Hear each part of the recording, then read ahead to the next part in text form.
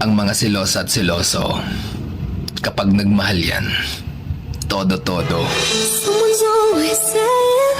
Hindi kanyan susukuan hanggang sa dulo. At hindi kanyan papakawalan.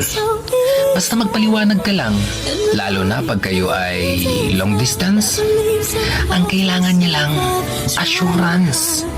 Oo na, masyado na silang clingy. Pero ikaw lang kasing gusto nilang makatabi. Mag-update ka naman. Nag-aalala na yan. Kung ano na iniisip niya na baka napano ka na. Nagsiselo sila, hindi dahil sa wala silang tiwala sa'yo. Nagsiselo sila dahil wala silang tiwala sa mga taong umaaligid sa'yo. Sa'yo lang umiikot ang mundo niya. Kaya kapag pinahinto mo siya at pinatigil sa pagsiselos niya, para bang hindi niya naipaparamdam sa'yo na ikaw lang ang sentro ng nag-iisa niyang mundo. Tandaan mo, ang mga taong silosa at siloso, minsan lang tamaan ng todo.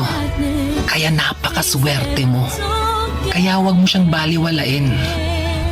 Dahil kapag nawala yan, sigurado ako, sa next na jowa mo, mamimiss mo yan.